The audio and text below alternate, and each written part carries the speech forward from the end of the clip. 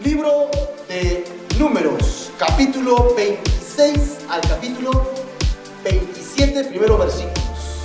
Hoy día vamos a recorrer todo este capítulo y el título de hoy es Censo en Israel. Censo en Israel, ¿ok? Sabemos nosotros que tenemos un bosquejo general donde hemos dividido toda la Biblia en varias secciones. En esta ocasión tenemos nosotros esta última o penúltima parte del libro, que son los acontecimientos en esta zona. Es un campo que está en el lugar llamado Moab. Es decir, ya han pasado los 40 años y ahora se encuentran a puertas de poder entrar a la tierra prometida. ¿Qué pasa en este campo antes de entrar a la nación de Israel? De eso se trata todos estos capítulos. Por lo tanto, lo primero que resalta es que Israel fracasa moralmente. ¿Recuerdan la historia? ¿Recuerdan lo que venía sucediendo, no? Es decir, el rey de Moab estaba asustado. Israel había llegado, estaba conquistando, todavía no entraba a la tierra prometida, pero ya venía conquistando, haciendo guerra y ganando. Nosotros encontramos que este rey manda a llamar a un adivino. ¿Recuerdan cómo se llamaba el adivino? Balaam, correcto. Y le dice: maldíceme a este pueblo para que yo lo pueda conquistar. Eso es lo que le dice. Finalmente Dios le dice: de ninguna manera, este es mi pueblo y tú no lo vas a maldecir, sino lo vas a bendecir. Y encontramos profecías que pudimos leer juntos en uno de los servicios que tuvimos aquí. Así que, ¿cuál fue la trama? El profeta dijo: no lo puedo maldecir, pero yo sí sé cómo puedes quitarle la bendición técnicamente. ¿Cómo era? Con mujeres. Haz que adulteren, haz que desobedezcan a Dios. Y al desobedecer a Dios, Dios ya no les dará su bendición. Y eso fue lo que pasó. Se mezclaron con las mujeres moabitas, fracasaron moralmente y por lo tanto, ¿qué sucedió? Tuvieron problemas. Hubo una gran mortandad, dice allí. Dios le dijo a Moisés que matara a los príncipes porque ellos eran los responsables. Los responsables no asumieron su rol de responsabilidad y tuvieron que poner el cuello. Mucha gente iba muriendo hasta que el nieto de Aarón, ¿recuerdan quién era el nieto? Finés. Finés hizo un sacrificio, ¿ok? Por un hebreo, un judío, un hebreo ya descarado, ¿no? Estaba muriendo gente y él viene con una madianita, una princesa. ¿Recuerdan cuál era el significado de su nombre de la madianita? Mentirosa, manipuladora, creo que era, ¿no? Y esta mujer había engatusado a este príncipe de Israel y ellos vieron a estos Fines, viene y los mata. Dios considera esto como un sacrificio y cesa la muerte. Después de esto es como vamos a entrar hoy día al nuevo censo. Capítulo 26, vamos a ver la ley de la herencia universal que tiene que ver con el censo. Y finalmente la próxima semana o el próximo estudio, si Dios quiere, veremos cómo Dios elige a Josué y Moisés tendrá que dejar el cargo. Y así continuaremos con el resto de esta sección en la zona de Moab. Vamos a ver pues el esquema general. Después de la mortandad de Israel, por lo que acabamos de decir, ¿ok?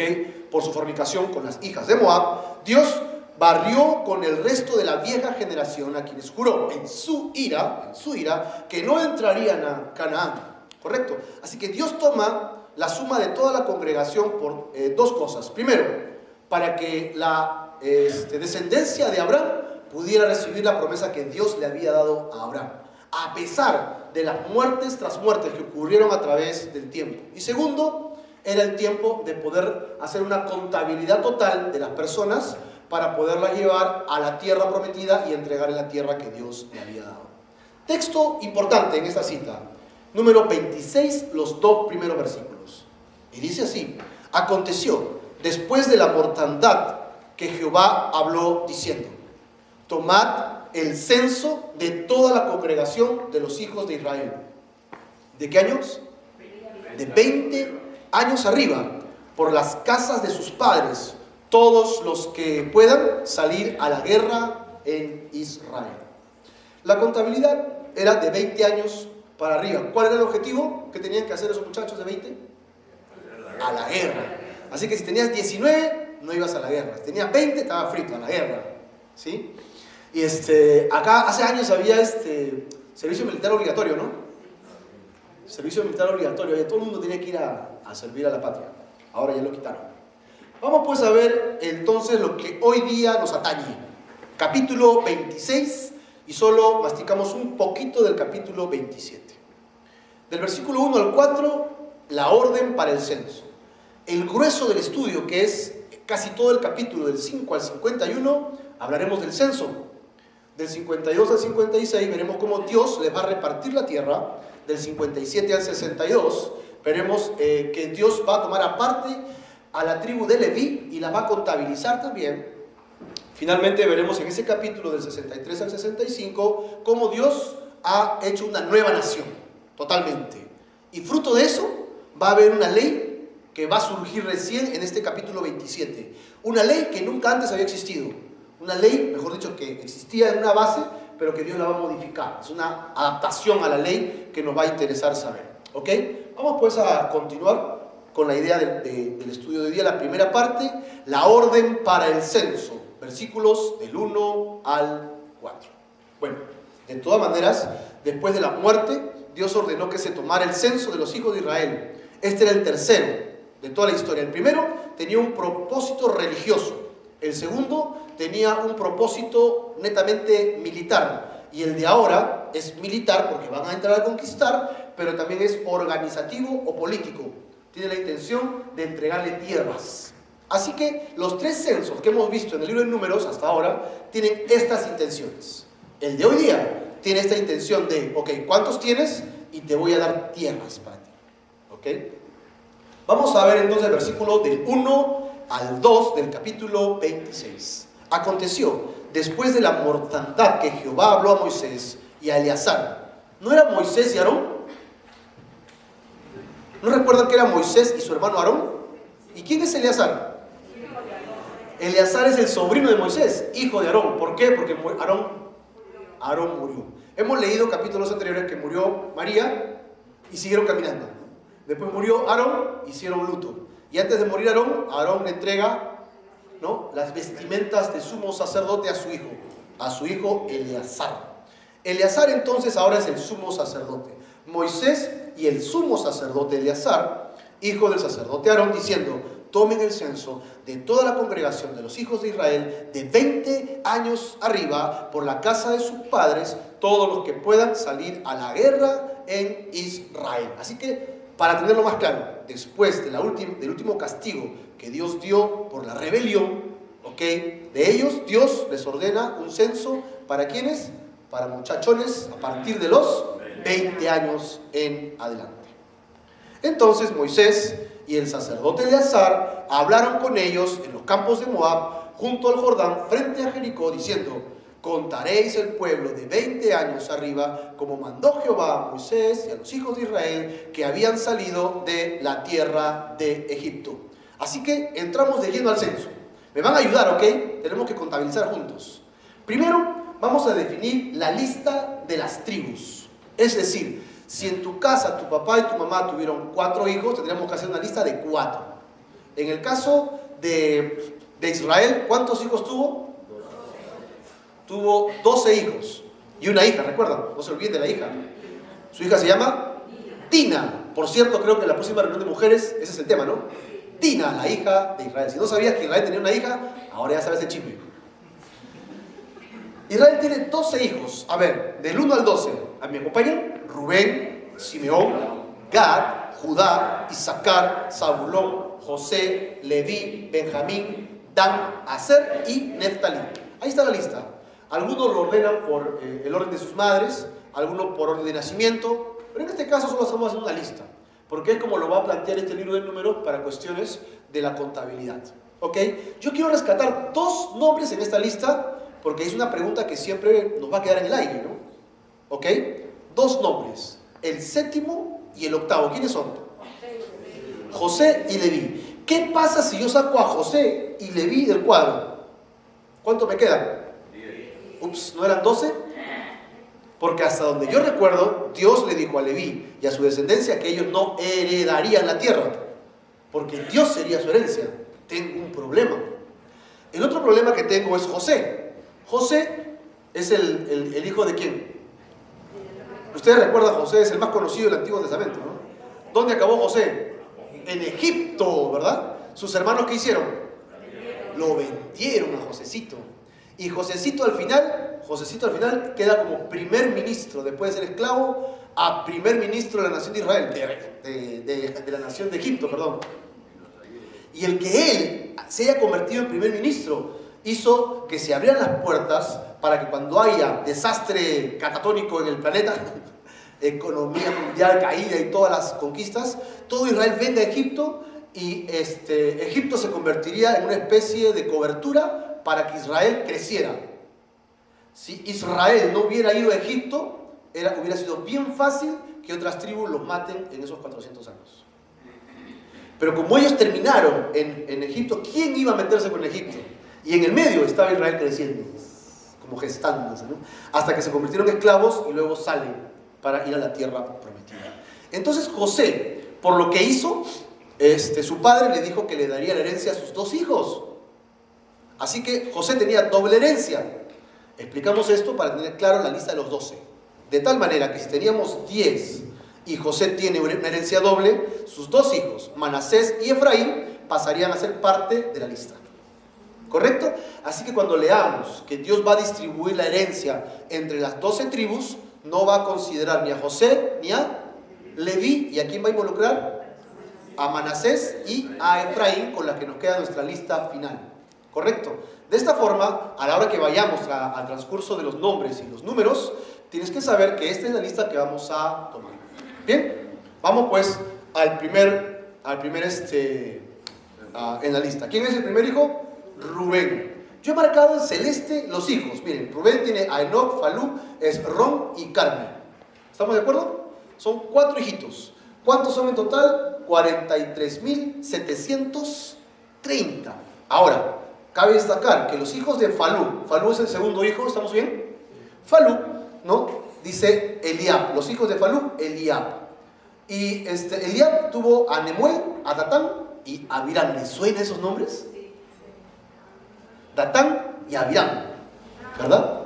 Falú viene a ser el hijo, Eliab nieto, y Nemuel, Datán y Abiram, bisnietos ¿de quién? De Rubén. Ahí estaba toda la familia todavía, ¿no? Se estaban conociendo. Ahora, estos Datán y Abiram fueron los del consejo de la congregación que se rebelaron contra Moisés y Aarón con el grupo ¿de quién? De los de Coré. ¿Ustedes recuerdan la historia de Coré? Mire cómo la familia se pone en contra, ¿no?, de la voluntad de Dios. Cuando se rebelaron en contra de Jehová. Y la tierra, ¿qué hizo? Abrió su boca y se los tragó vivos, dice, a ellos y a Coré. Y cuando algún grupo murió, cuando aquel grupo murió, cuando consumió el fuego a 250 varones, recuerdan los incensarios, ¿no?, para servir de escarmiento. Mas los hijos de Coré no murieron, dice. Como habrán hecho, habrán salido corriendo, como estaban más muchachos, de repente salieron más rápido ahí de la tierra abierta, ¿no? No murieron y su descendencia quedó. Es interesante porque en los salmos, tú también le dices salmos de los hijos de Coré. Así que ahí se volvieron algunos salmistas, ¿no? Rubén, vamos a verlo de esta manera. Tuvo 4 hijos. Falú tuvo a Eliab tuvo a 3 hijos. Nemuel, Datán y Abiram. ¿Está más claro? Sí, aunque los nombres no nos suenan ni nos trían, ¿verdad? Pero eran 43.730 personas. Pero lo que sí podemos rescatar tal vez es el significado del nombre. Por ejemplo, Enoc es dedicado, Falú es distinguido, Esrom es cercado y Carmi es viñador. Así que ya tienes algún significado del nombre. Si te gustan los nombres hebreos para tus hijos, tus nietos, así tu nuera te diga que no, le pones Esrom. Ya está. No, mentira, no hagas eso. Tenemos a Nemuel, que significa día de Dios, Datán, que es que pertenece a una fuente, y Abiram, mi padre es sublime. Qué interesante que estos dos que están en color verde, Datán y Abiram, fueron los rebeldes, ¿no? Los rebeldes, con unos nombres tan bonitos, que pertenece a una fuente y mi padre es sublime. ¡Wow! El siguiente en la lista, Simeón. Simeón, ¿cuántos hijos tuvo? A ver, 5. ¿Está bien? ¿Son 5 hijos? A ver, Nemuel, Jaquín, Sera y Saúl. En total 22.200 hijos. ¿Correcto? Ahí están los 5 hijos de Simeón. Y el significado de sus nombres sería día de Dios, lado derecho, Él establece, amanecer y pedido para Dios. ¿Te gustan esos nombres? Están bonitos los significados, pero yo no le pondría a mis hijos. Ok, vamos al tercer hijo. ¿Ya ven qué rápido se hizo el censo? Tenemos a Gad. ¿Gad cuántos hijos tiene? ¿7? 7 hijos tiene Gad. Este sí era productivo. Sefón, Agui, Suni, Osni, Eri, Arod, Areli. Parece Araceli, ¿no? Areli. En total 40.500, ¿no? Gad y todos sus hijos. El significado de ellos sería una mirada alrededor, mi fiesta, quieto, atento, mi vigilante, jorobado y heroico. Así que Areli es heroico, ¿no? Así que tu hijo dile, eres un Areli, hijo. ¿Qué es eso, mamá? Eres un heroico. Ay, está chévere. No le digas, por favor, eres un Arot. Un jorobado. Eres un jorobado. Vamos al cuarto hijo. El cuarto hijo es Judá. Aquí pasa algo singular, porque Judá fue el primero en tener hijos.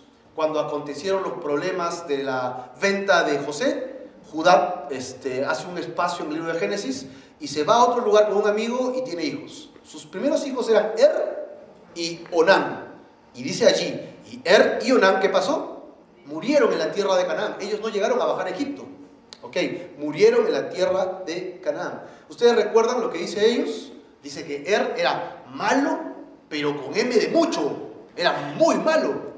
Y porque era tan malo, Dios se lo llevó. Dijo, no puede. Ya, más malo que este no hay, mejor me lo llevo. Y dice que como se murió, su esposa se quedó viuda. Entonces la ley decía que el hermano que sigue toma a la cuñada, ¿ok?, para que le haga un hijo, y el nombre del hermano no se pierda. Y luego él ya se podía casar con la mujer que quería, ¿no? Por eso es que las personas cuando se iban a casar, los hermanos miraban, hermano, no te cases con esa, no me gusta. Pero vas a mi mujer, no, es que si te mueres, me toca a mí. Gracias. Entonces, tenemos que Onán le tocaba suplir a su hermano Y dice que lo que él hacía es que cuando tenía intimidad con ella, a la hora de... ¿sabes lo que le estoy hablando, no? Entonces, dice, eyaculaba fuera en tierra. Y de ahí que muchos llaman a eso el pecado de Onán. A los que se masturban le dicen, estás en el pecado de Onán.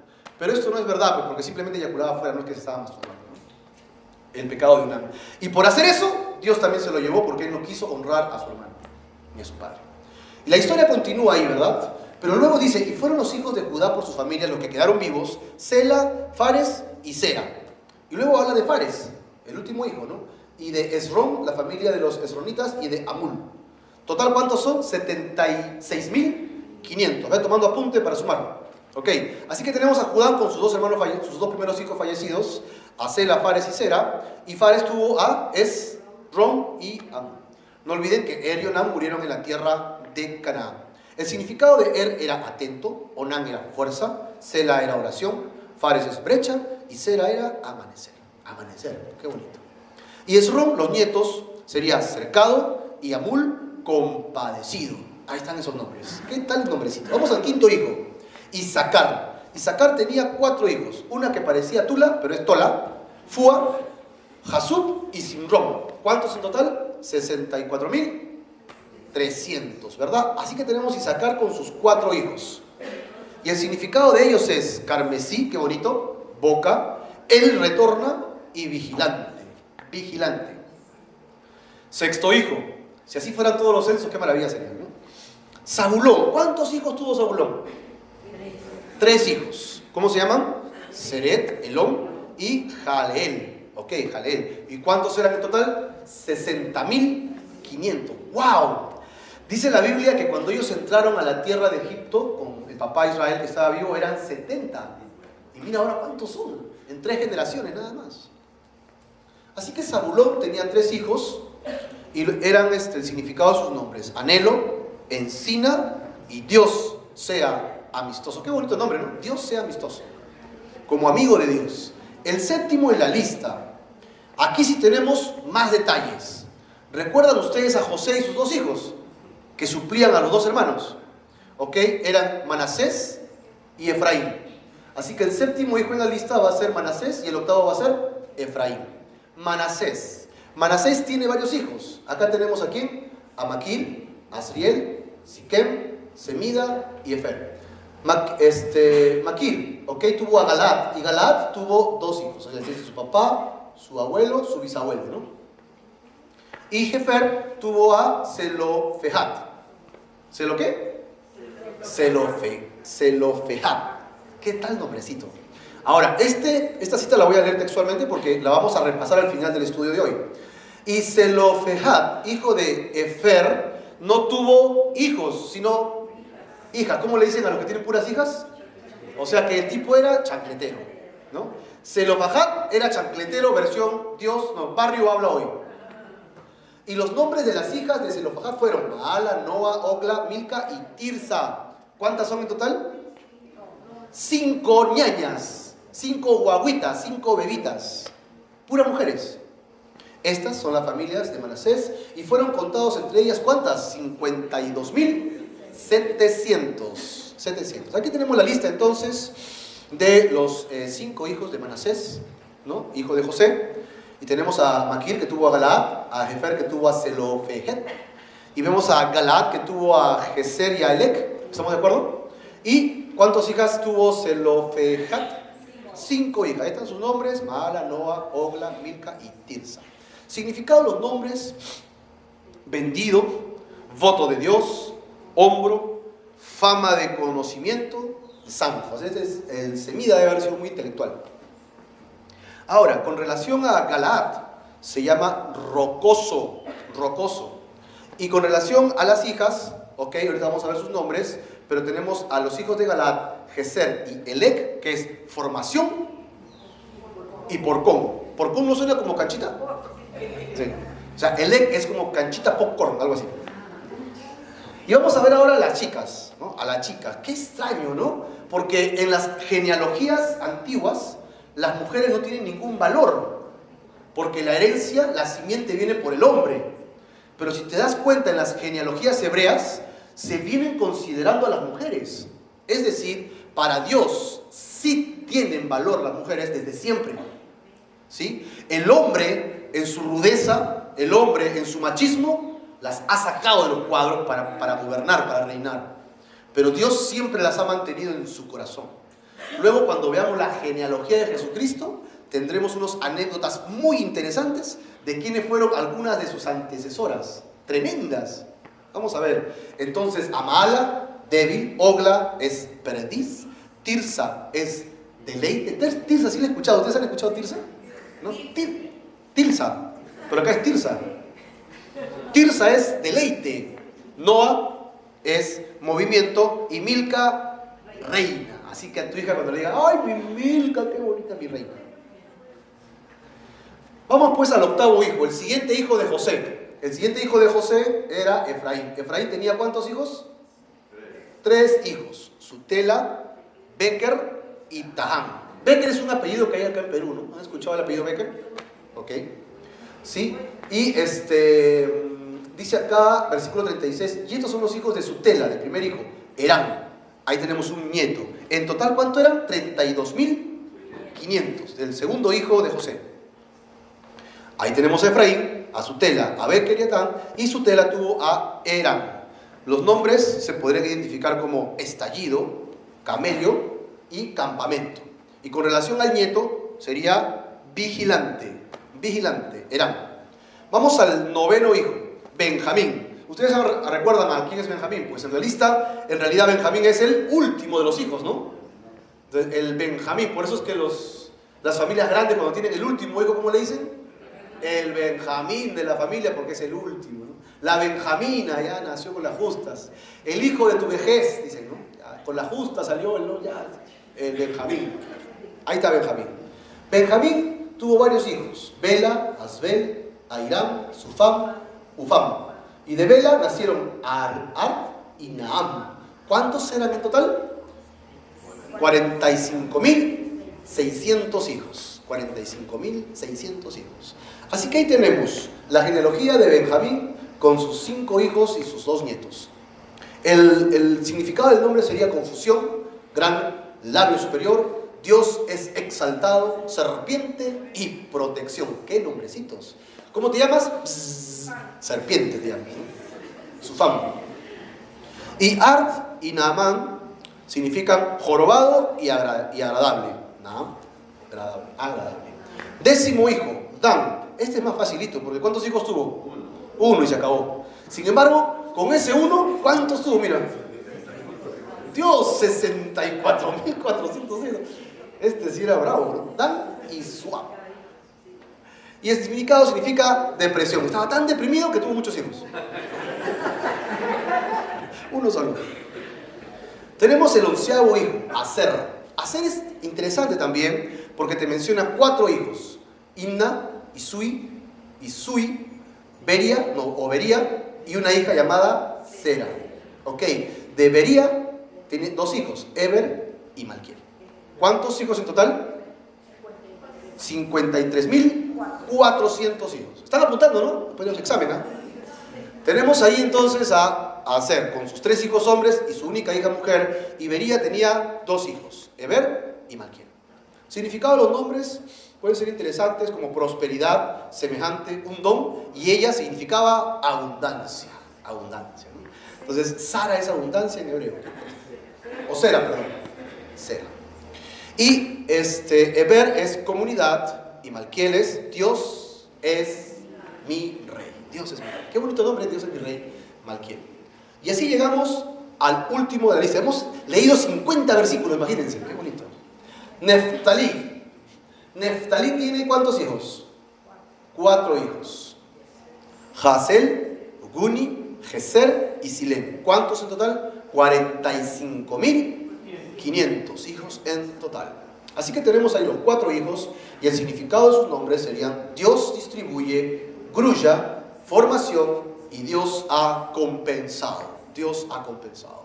Como que al final de la lista Dios termina su trabajo. Dios compensó el asunto y ahí queda. Así que el versículo 51 de este texto dice: estos son los contados de los hijos de Israel, 601.730 hijos. ¡Wow! 600.000, más de medio millón, de solo 70 personas. Así que si hacemos una lista como la primera que hicimos, ponemos la cantidad de números que hemos ido rescatando y sumamos, tenemos el total de 601.730. Lo que me llama la atención siempre son los porcentajes, porque en porcentaje, ¿qué tribu siempre es la más grande? Es interesante que por número, Judá siempre ha sido más grande, ¿no? Tenemos casi el 13% de todo el total de la gente que era la nación de Israel. El 13%. Ustedes saben que después del rey David, ¿quién rey hubo? Salomón. Y después de Salomón, su hijo, el hijo de Salomón, prácticamente por ser tonto, divide el reino en 2. El reino se divide en 2. Y tanto Judá como Benjamín se juntan al sur y las 10 tribus restantes se van al norte. Y se hacen 2 reinos paralelos. El reino del norte y el reino del sur. ¿Y qué pasó? Pasaron los años y todos los del norte, dice la Biblia, que siempre hicieron lo malo ante los ojos del Señor. Todos los reyes hicieron lo malo. Y al sur, los descendientes de Judá, dice que uno hacía lo malo, el otro hacía lo malo, el otro también hacía lo malo, y por ahí había uno que hacía lo bueno, a los ojos de Dios. Entonces, Dios tuvo misericordia de Judá, y cuando vinieron los profetas que están en el Antiguo Testamento y le decían: arrepiéntanse, no ven que están en contra de Dios, hacen idolatría y todo lo demás, porque si no vendrá del norte un reino y los conquistará. Y vinieron los asirios y conquistaron a toda la tribu del norte, a todo el grupo del norte, el reino del norte, y prácticamente las 10 tribus se convirtieron en pequeñas colonias. Y al sur, la tribu más grande de Judá con Benjamín se quedan juntas. Y entonces, a partir de allí, tú conoces que a todos los hebreos se le conoce como judíos. Judíos. Entonces, todas las pequeñas colonias que huyeron de la persecución de Asiria fueron a Judá, al reino del sur, y vivieron con los judíos. De tal manera que toda la gente que venía de afuera iba al reino del sur judío, y al que era de Dan o de Manasés o de Zabulón también le decían judíos. ¿No? El reino judío. De ahí que nosotros conocemos a todos los hebreos como judíos. Los judíos decimos. Pero la tribu de Judá solo es una de 12 tribus, ¿correcto? Ahí tenemos entonces esta lista interesante de la totalidad de personas que van a entrar a la tierra prometida, la tierra que Dios le ha dado. Vamos a ver la división de la tierra. Versículo del 52 al versículo 56. El Señor le dio a Moisés los planes para la distribución de la tierra en la que pronto entrarían. Primero, La repartición se hizo de acuerdo al tamaño de la tribu. El que tiene más gente, más territorio. El que tiene menos gente, ¿para qué quiere tanto territorio? Segundo, la tierra sería repartida, va a decir, por suerte. Aunque el término suerte aquí tiene que ver con la voluntad de Dios. ¿Ok? Asignada directamente por el Señor. Versículo 52. Y habló Jehová a Moisés diciendo: a esto se repartirá la tierra en heredad, por la cuenta de los hombres. A los demás, a los más darás mayor heredad. ¿Está bien? Y a los menos, menor, pues. Y a cada uno se les dará su heredad conforme a sus contados. Conforme a sus contados. La heredad significaba pues la tierra que iban a tener como porción, su parcela, su chacrita, su territorio, ¿no? Sus límites de territorio, su herencia. Tenemos que rescatar algo. En la herencia hebrea, los primogénitos, los que nacían primero, siempre recibían el doble del resto de sus hermanos. Por ejemplo, si tú tienes 3 hijos y tú sabes que ya vas a entregar el equipo y te vas a ir a la presencia de Dios, te vas a morir. Entonces agarras y divides toda tu herencia en ¿cuánto? En 4. En 4 la divides. ¿Por qué? Porque el primero va a recibir doble y los demás van a recibir un cuarto. El primero siempre recibía doble herencia. ¿Para qué? Para que el patriarcado y la dirección quede en el primogénito. Él tiene más recursos para manejar la familia. Esa es la idea de la dirección en cuanto a la primogenitura y a la herencia que estamos chequeando ahora. ¿Ok? Y de acuerdo al último censo, Moisés debería repartir la tierra por orden de Dios, de acuerdo a la porción. Era más gente, más territorio, menos gente, menos territorio. Ya era algo equitativo por tribus, una equivalencia. Versículo 55. Pero la tierra será repartida por suerte, y por los nombres de las tribus de sus padres, ellos cada uno heredarán. Echar suerte. Entonces aquí todo el mundo sale contento. Me voy al bingo porque hoy han predicado que puedo jugar suerte. Me juego la tinca, hermano, ¿no? Además ya le prometí a Dios ya que si me saco la tinca yo le compro su templo. O sea, a uno se las han jurado a Dios, ¿no? Así que, Señor, a media, vamos a media, Señor. El cristiano no puede estar confiando en la suerte, porque nuestra confianza ¿en quién está? En Dios. No podemos jugar y confiar que la suerte nos va a ganar. Si tú juegas la timba, juegas en la maquinita, estás pecando en contra de Dios porque no estás confiando en Dios. Arrepiéntete y deja esos juegos.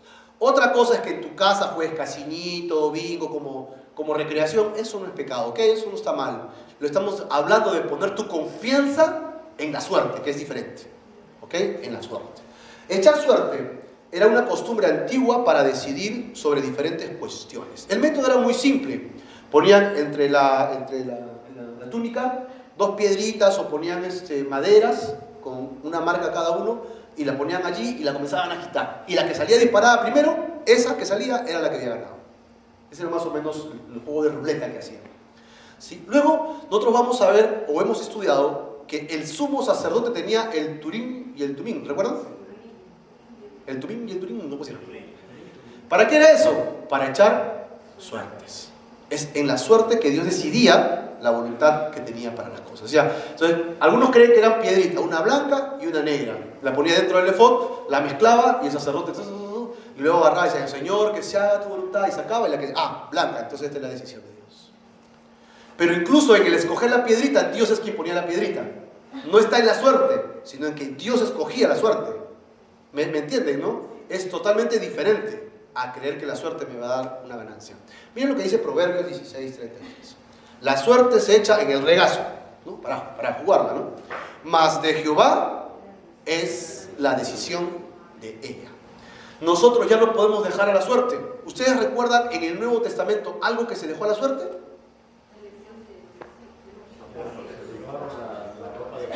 Se rifaron la ropa de Jesús. Ajá, sí, ¿verdad? Se rifaron la ropa de Jesús. Otra. Los apóstoles. ¿Qué pasó con los apóstoles? Claro, ¿quién se había ahorcado? Judas se ahorcó. Entonces Pedro agarra y dice que citó los salmos y dijo, bueno, Dios llamó a los escogidos, éramos 12 y se mató uno. ¿Y ahora qué hacemos? Echemos a la suerte. ¿Por qué dijo eso? Se estaba basando en este pensamiento hebreo. Busquemos la dirección de Dios para echar suerte. Así que sacaron el cubilete y comenzaron a jugar. Ya, 5, no, 2, pelona, mano, comenzaron a jugar. ¿Y quién salió en suerte? Matías. Lo interesante, ya como anécdota, es que Matías nunca más se le escucha en el Nuevo Testamento, ¿verdad? ¿A quién sí se le escucha? A Pablo. Porque dice que Dios se le presentó a Pablo y le habló. Y él mismo se considera el último de esos apóstoles escogidos. Y el menor de ellos, te dice, porque he sido el peor de los pecadores. He sido perseguidor de la iglesia. Les he hecho daño. ¿Cómo puede Dios haberme escogido? No entiendo, dice él. Soy el más insignificante de ellos. Y el último.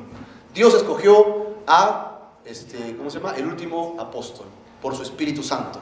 Ya no dependemos de la suerte, sino dependemos del Espíritu Santo de Dios. O sea, Señor, a ver, si camino por acá y si mi pie se va para la derecha, entonces me voy para la derecha. Y si se va para la izquierda, me voy para la izquierda. No puedes echarlo a la suerte. Ora antes. Señor, ¿qué quieres que haga? Dame tu voluntad, dame tu presencia. El cristiano se dirige ahora por la paz. ¿Recuerdan lo que dice Pedro? Busca la paz de Dios. Y una vez que encuentras la paz, ¿qué haces? Hacemos sándwich de paz. ¿Qué hacemos con la paz? Dice que la sigas, que andes por esa paz. El Espíritu Santo se mueve a través de la paz. Ahí encontramos la dirección de Dios, no en la suerte. Tengo que tomar una decisión entre A y B. Marco, ¿A y B son pecado? No, las dos estarían bien, pero no sé cuál tomar.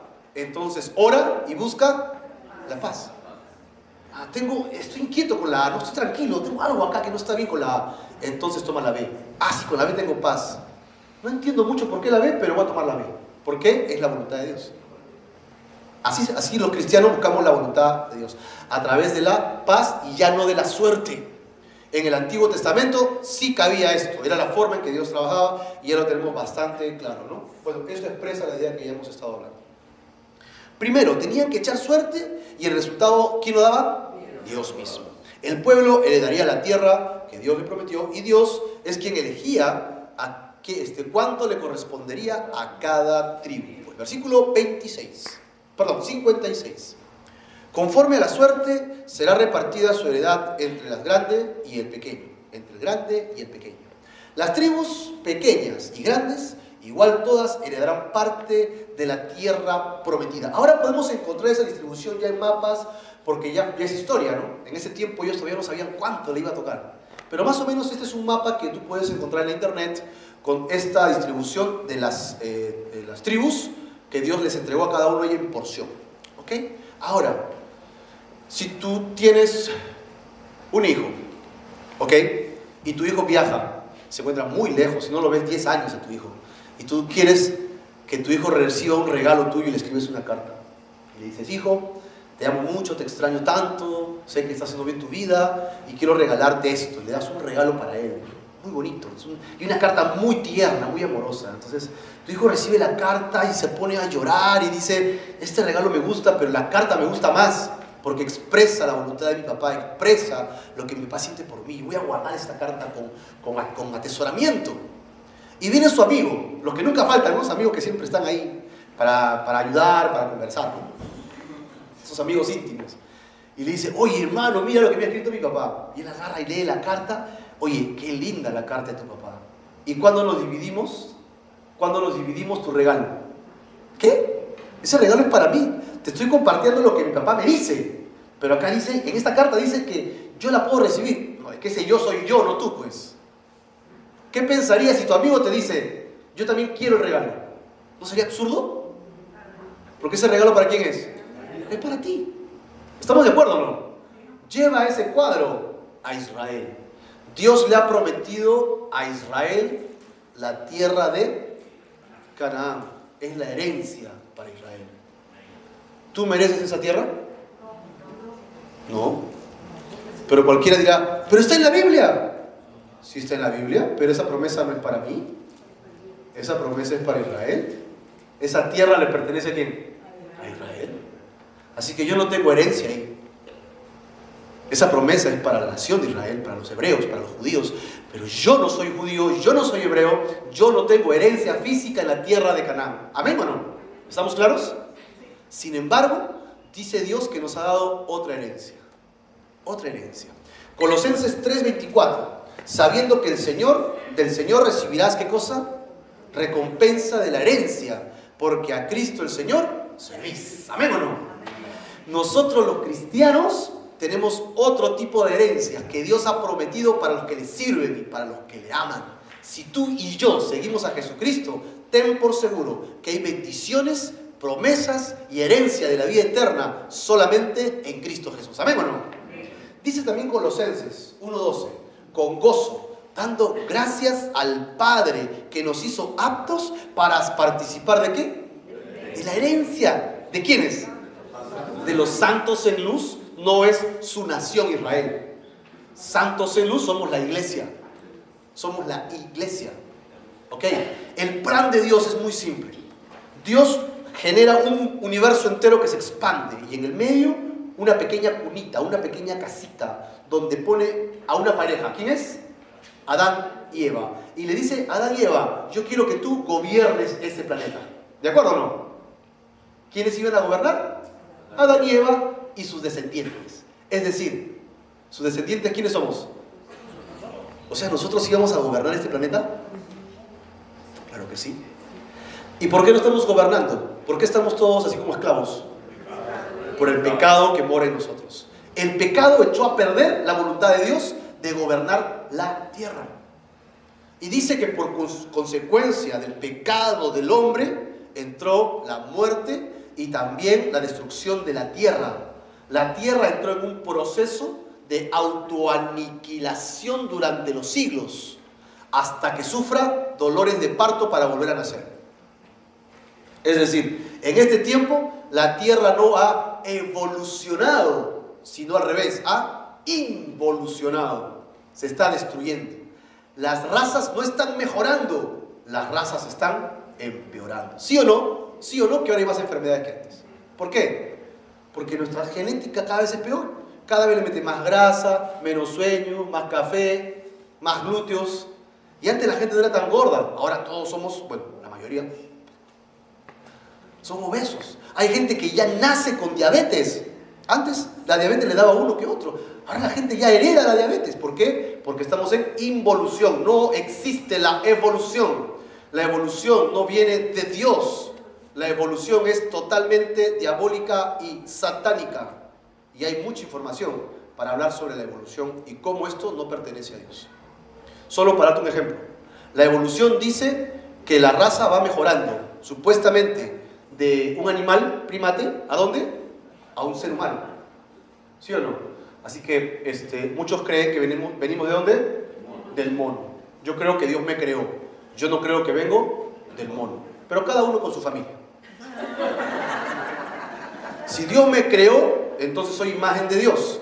Si yo vengo de una evolución, entonces existe un grupo de seres humanos mejores que yo y otro grupo de seres humanos peores que yo. Porque unos están evolucionando, yo estoy en proceso y otros tal vez están en la cúspide de la evolución. Eso significa que pueden tener varias raíces de donde venimos todos los seres humanos. Y si fuese así, habría un problema de salvación. Porque Jesucristo murió por la raza humana. ¿Y quiénes son humanos y quiénes no? ¿Cuántos de primate todavía tienes tú? ¿No te das cuenta que eso es diabólico? Eso no puede ser de Dios. No puede ser del Señor. La evolución es un engaño, no es una verdad. La evolución no es una ciencia, es una religión. Porque no tienen cómo fundamentar esa ciencia. La ciencia es buena, pero la ciencia llevada a la filosofía te convierte en una religión. No existe la evolución. Es más, Hitler, a través de la idea de la evolución, dijo, la raza aria ya superó. Los que todavía no han superado tienen que morir. Por eso hay que matar al resto. ¿Qué ocasiona la evolución? Genocidios. Eso es lo que ocasiona la evolución. Eso es lo que ocasiona la evolución. 6 millones de personas muertas por creer en la evolución. Es una mentira la evolución. No puedes creer en la evolución. Creemos nosotros en la creación. Dios crea al hombre. El hombre cae, se pervierte. Entonces, Dios quiere restaurar al hombre. ¿Y cómo lo ha hecho? Si por un hombre entró el pecado, la Biblia dice que por un hombre saldrá el pecado. Por el primer Adán vino la muerte, pero vino un segundo Adán como el primero, que nació sin pecado, Jesucristo. Y Él ocupó mi lugar de castigo. La ira de Dios cae sobre Jesús. Yo pongo mi confianza en que ya no me cae a mí, sino en Él. Es lo único que Dios pide. Me arrepiento de mis pecados y entonces tengo vida eterna otra vez. ¿Y qué pasa con este cuerpo que está en degradación?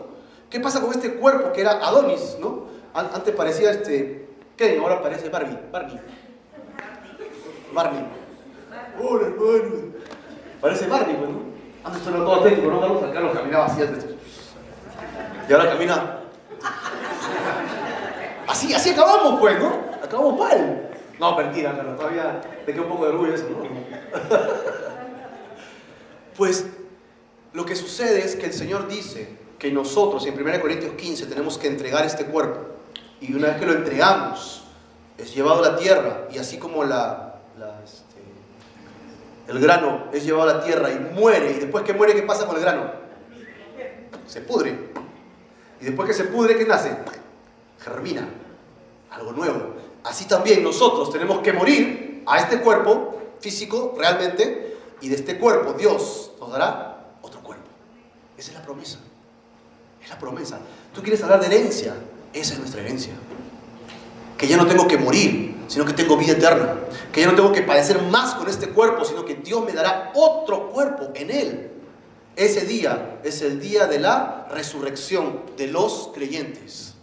Y se va a dar en una manifestación gloriosa. Dice la Biblia que Él vendrá del cielo y los muertos en Cristo resucitarán primero. Esa muerte física.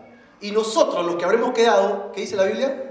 Seremos llevados en el aire y seremos transformados en el aire a un nuevo cuerpo.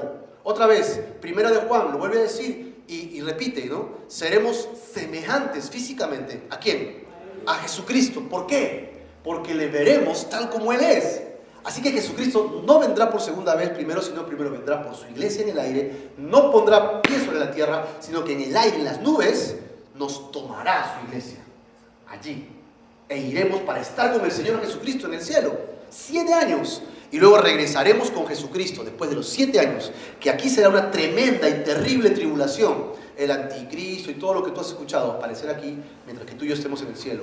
Dice que hablando, festejando la ceremonia de las bodas del Cordero de Dios, estaremos con Él allí. Y después de eso Cristo vendrá a tomar posesión de la tierra como se lo dio a Adán. Como se lo dio a Adán al comienzo. Entonces Cristo vendrá a instaurar su reino. ¿Y quiénes vendremos con Él? Nosotros vendremos con Él. Jesucristo viene del cielo, ¿ok? Y destruirá totalmente la maldad de la tierra. Y todo el mundo, todos los que mueren irán al Seol. Y Él pondrá pie sobre la tierra y caminará hacia Jerusalén, hacia la tierra que Dios le prometió físicamente a los judíos, entrará al templo y se sentará en el trono para reinar 1000 años. Y nosotros vendremos detrás de eso.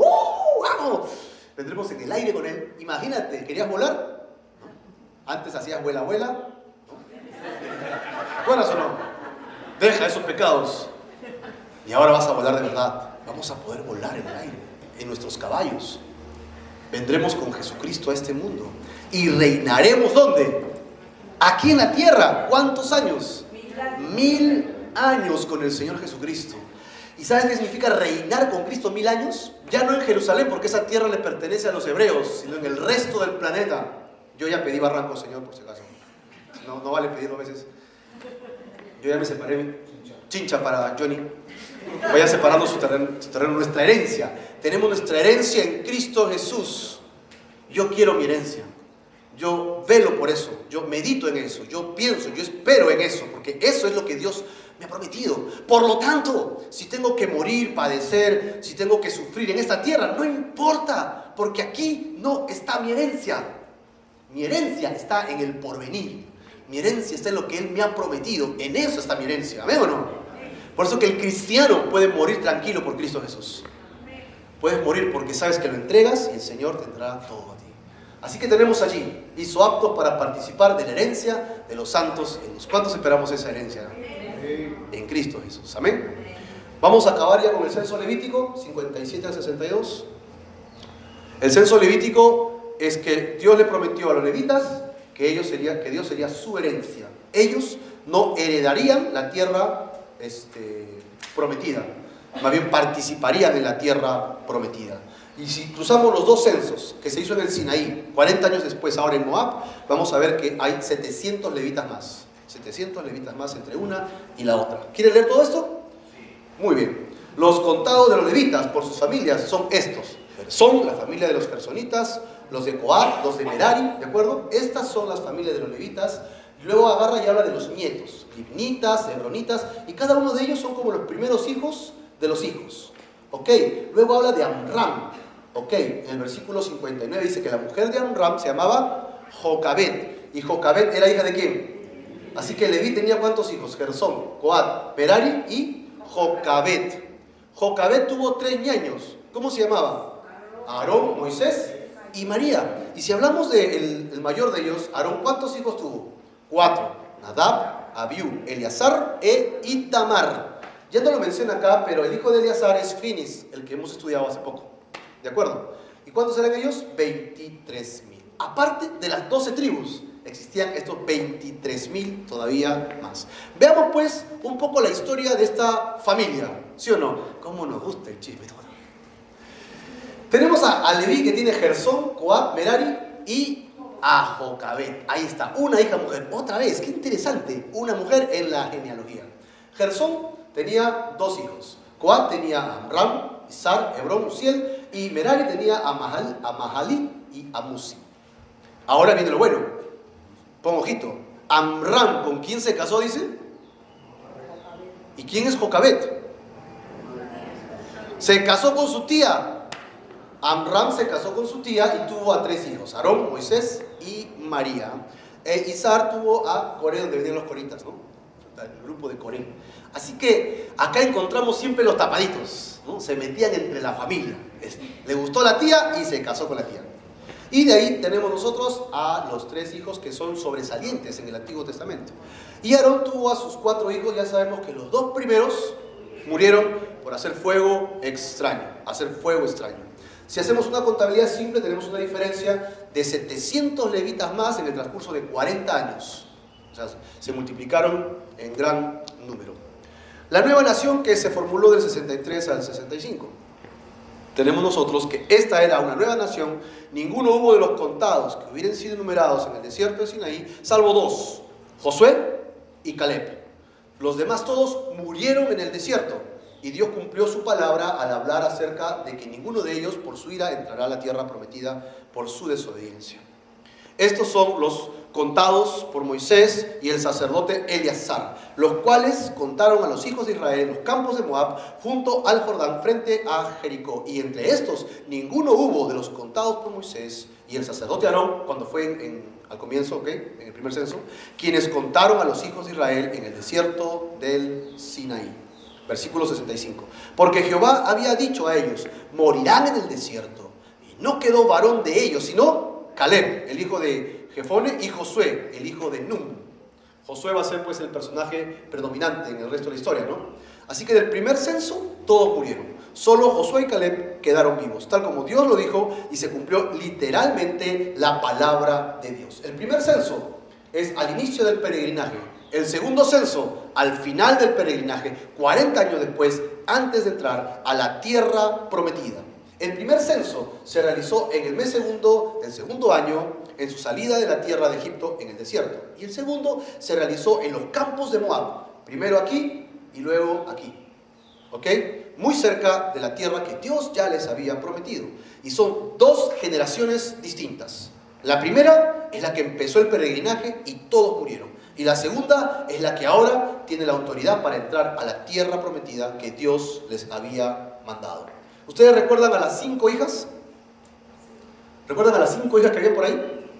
Las hijas de Zelofaed, viendo que su padre había muerto y no tenía hijos, dijeron a Moisés y a los demás: ¿por qué mi papá se va a quedar sin herencia y yo no tengo nada? Y vamos a ver qué pasa, que Dios les va a dar la herencia a ellos y va a declarar una nueva forma de gobierno en cuanto a la herencia universal. Dice aquí: vinieron las hijas de Zelofed, hija de Eber, hijo de Galad, hijo de Maquir, hijo de Manasés, de la familia de los Manasés, hijo de José, los nombres de las cuales eran Maala, Noa, Ogla, Milca y Tirsa. Ahí están las 5 hijas que recordamos de Zelofehad, de Efer y de Manasés, ¿no? Nietas de José. Los nombres de ellas las teníamos bastante claras. Son 5 mujeres que vienen a reclamar. Y se presentaron delante de Moisés y delante del sacerdote Eleazar, delante de los príncipes, de toda la congregación, a la puerta del tabernáculo de reunión, y dijeron: nuestro padre murió en el desierto, y él no estuvo en la compañía de los que juntaron contra Jehová en el grupo de Coré. En otras palabras, mi papá no murió por ser rebelde, él no estuvo entre los rebeldes, sino que en su propio pecado murió. Murió de viejo, por su propia vida murió. Es un poco la idea. Así que la ley de la herencia solo contemplaba a los hijos hombres. Las mujeres quedaban totalmente desprotegidas. Ellas estaban apelando delante de Dios en el tabernáculo de reunión que su padre no tenía hijos y que nunca había pecado con los rebeldes. Por favor, tómenlas en cuenta. Versículo 4. ¿Por qué será quitado el nombre de nuestro padre de entre su familia por no haber tenido hijo? Danos heredad entre los hermanos de nuestro padre. ¿Dios desampararía a estas mujeres? La verdad es que Dios es un Dios tan misericordioso que Dios va a escuchar la oración de todo aquel que implore su nombre. Versículo 7. Y Moisés llevó su causa delante de Jehová. Esto me gusta. Moisés, siempre que recibía lo que hacía, consultaba con Dios. No tomaba la decisión apresurada. Ah, sí, tienes razón, vamos. No, un ratito. ¿Qué vas a hacer? Voy a orar con Dios. Y Moisés dijo. Y Jehová respondió a Moisés diciendo: bien dicen las hijas de Zelofehad, les darás la posesión de una heredad entre las hermanas de sus padres y traspasarás la heredad de sus padres a cada una de ellas. Así que Dios provee, Dios es compasivo. Mira lo que dice el Salmo 141:8. Por tanto, a ti, oh Jehová, Señor, miran mis ojos, en ti he confiado. No desampares mi alma. Apropiate de este versículo. ¿Estás en desesperación? Puedes confiar en Dios. ¿Puedes confiar en Dios? Sí. Confía en el Señor. Él no nos va a dejar solos. Él va a proveer. Así que las hijas de Zelofehad eran 5. Y 5 es un número interesante en la Biblia porque simboliza la gracia. 5 simboliza la gracia. Y Moisés habló con Dios y Dios le respondió y Moisés intercedió por ellas. Moisés viene a ser un tipo de Jesucristo para nosotros en la gracia. Cuando tenemos pecados, Dios puede bendecirnos. Y a los hijos de Israel hablarás diciendo: cuando alguno muriere de sus hijos, traspasaréis a sus hijas, a sus hermanos, a sus padres o a sus parientes más cercanos de su linaje. Y de esta será, y para los hijos de Israel, esto será por estatuto eterno derecho, como Jehová mandó a Moisés. Y cambió el recurso, ya no solo para los hijos, sino ahora para toda la familia, en este mismo orden que acaba de decir, ¿no? Y nosotros conocemos que ahora esta herencia se utiliza en todo el universo, ¿no? Si tú eres casado, tu esposo recibe el dinero. Si no, tus hijos. Si no, tu padre. Si no, tus abuelos. Vamos a terminar el estudio de hoy día con esta breve reflexión. Dios es justo, misericordioso. Si nos acercamos a Él y por medio de la obra de Jesús podemos hallar gracia delante de Dios. Dios nos adopta como sus hijos y nos hace herederos y coherederos, pero en Cristo Jesús. Ninguna arma forjada contra ti prosperará, y condenarás toda lengua que se levante contra ti en juicio. Esta, dice, es la herencia de los siervos de Jehová, y su salvación de mí vendrá, dijo Jehová el Señor. Amén. ¿Tenemos herencia en Cristo Jesús? Yo estoy esperando mi herencia en Cristo Jesús. Vamos a dar un aplauso al Señor Jesús para terminar. Señor, te damos gracias